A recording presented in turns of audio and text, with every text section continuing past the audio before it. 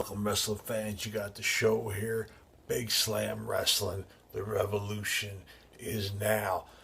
I'm here to get a little bit of bullshit off my chest, in that I've had some back and forth battles with some know-it-all young snot-nosed punks on the internet.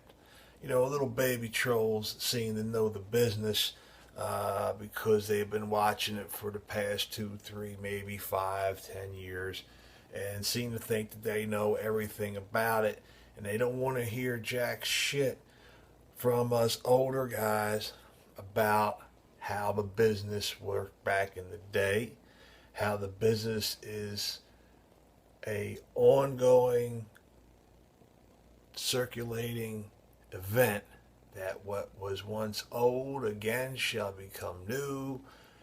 And there'll be tweaks, there'll be little bits of changes to modernize that to the modern palette, but overall the game of professional wrestling has never changed and will not change, except in the fact, in the areas where we allow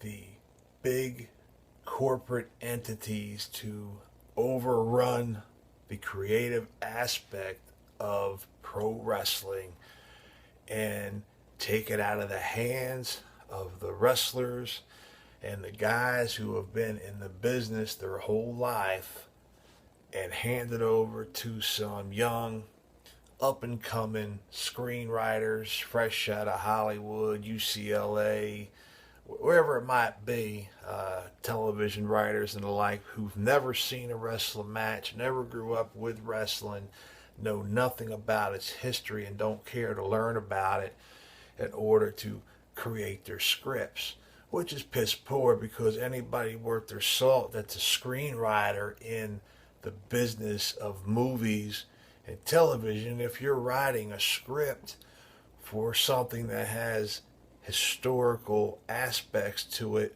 it usually behooves them to go ahead and learn about that history so they can add that into their product that they're writing to make it part of that landscape. Now, whether they add or detract some of that is irregardless, but basically the feel, the whole blood and bones, the very soul of it remains there before everyone's naked, steaming eyes. Now, I am not a youngster.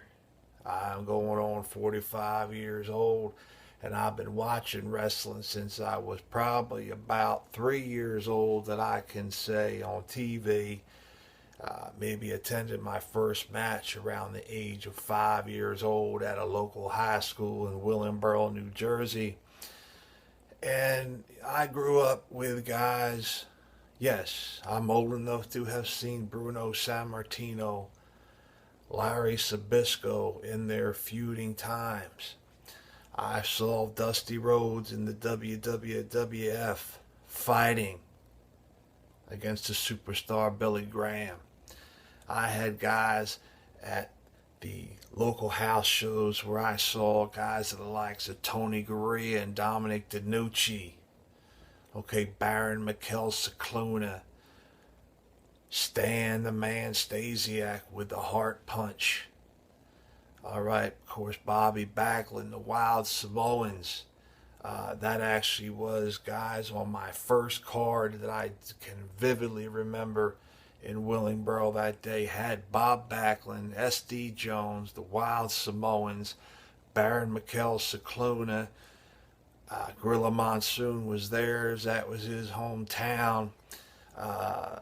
And just awesome for a young kid, especially, you don't understand that back in the 70s and 80s, when you didn't have the internet and wrestling only came on once a week on Saturday mornings here in my area on channel 29 and 17 on a UHF channel, that was it, brother. And it was, you just lived for it as a youngster, and as I grew older and older, it continued.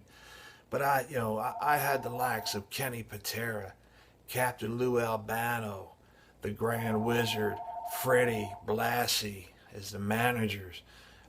Sergeant Slaughter was there, the Executioners, Andre the Giant, the Moondogs, Pedro Morales, Don Morocco when Don Morocco was fat, and when Don Morocco got bulked up in muscle. Same way where I had the fat Ivan Putski, who disappeared and came back and was the most jacked, roided up sumbitch you've ever seen. I saw Fuji and Tanaka. Stan Hansen was there on television. Never saw him live. I will not say that. Kamala, been there. Chief J Strongbow and Billy White Wolf. I remember when White Wolf's neck was supposedly broken.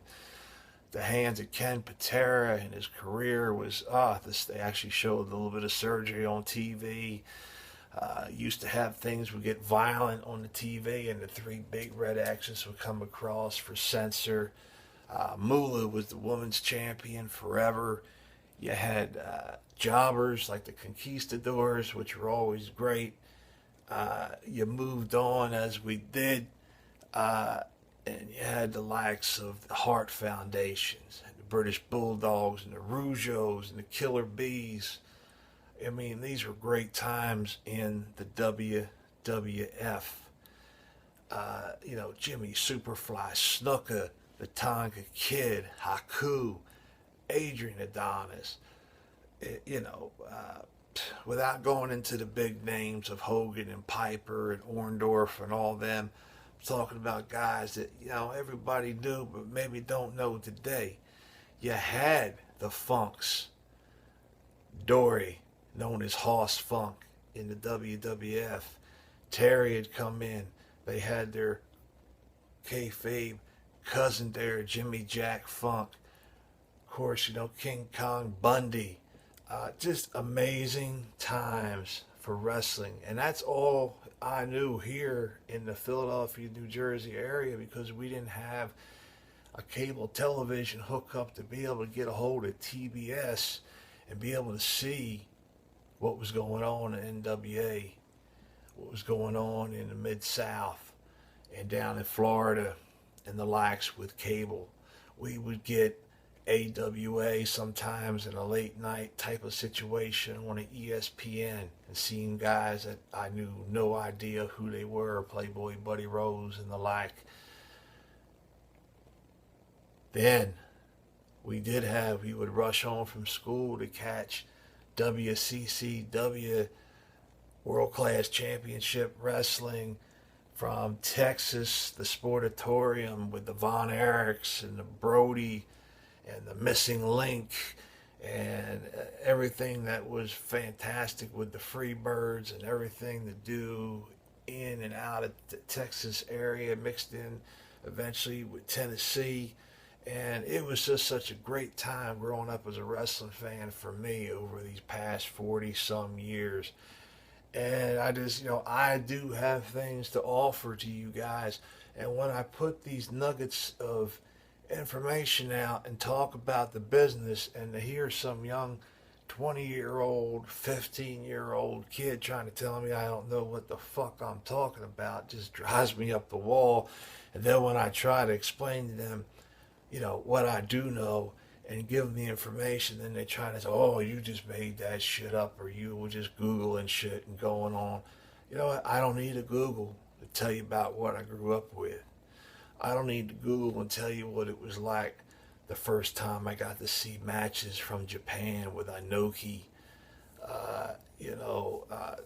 Just amazing things in All Japan Pro Wrestling back then.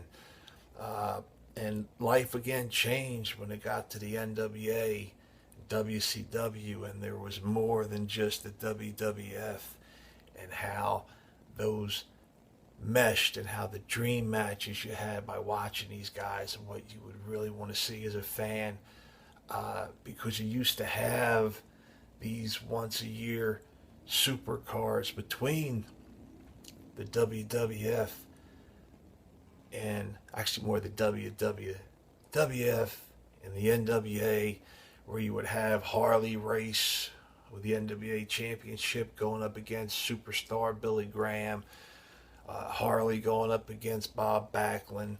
These matches would wind up in, disqualifications or time limit draws where these guys were wrestling for an hour, tearing it out. But it was tremendous because you got to see interpromotional matches here in the States, which is something you don't see between any of the big boys, and we have it in years. Only get that on the indies, only get that out of the country in some aspects in Japan and in the UK.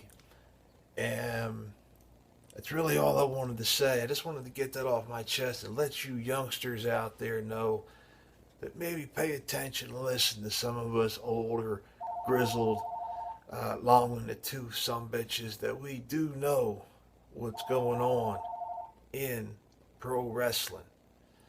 All right, and we can do and add a lot to what you need to know. And I'm not even touching base and jumping into the Attitude Era and the end of Hulkamania and the end of the cartoon aspects in the WWF and the debacles in WCW and how it changed eventually, and the Monday Night Wars and the eventual buyout from WWE taking WCW out and buying out ECW, and my love of Smoky Mountain Wrestling. Oh my God, so much good stuff out there, and it's just stuff I could go on for hours and would love to be able to sit down and bullshit with fans that want to know about this stuff and fellow fans who live through it and know about it, and we could talk about it. That's one thing I'm looking forward to do. And with my brothers at the Can-Am Wrestling Show, Big Ray, Andre, Corbeil, Rob Kimball, we're looking to do some roundtable type of open debate, open subject projects, and we can kind of talk business, chew the fat like you will, and we can just go over all that. And as we go on to these different, we're going to shows and indie shows and pay-per-view shows, and if we get to run out to some of you guys who listen to our programs here on YouTube. I've already had running this, a few guys that recognized me, and we talked, and it's a good time. And wrestling is what it's supposed to be, and it's supposed to be fun. And that's all I got to say for today. I will see you, gentlemen, ladies, and everything in between down the road here at Big Slam Wrestling, and we're going to talk further. We're going to talk more wrestling, and it don't have to be about everything old. It can be about what's new and what's coming on down that road, whether it be here in the U.S. and Canada, whether it be in Mexico, whether it be the UK, whether it be in Japan, Australia, New Zealand, wherever. News breaks. Follow me on Twitter at The Big Show, and you'll constantly have and see my updates on what's going on in the wrestling world, and also on Facebook at Big Slam Wrestling. Subscribe if you would down below, up above, wherever that might be. Join me at the Can-Am Wrestling Show as I do my back in the day segments with Big Ray and Andre, and we talk wrestling in all forms and fashions and every different federation out there. And it's wrestling for everyone. It's wrestling worldwide, because wrestling is what it's all about. And again, I'm getting a little long-winded, but us old-timers tend to do that. Taking this out of here, and I'm heading down the road. Peace.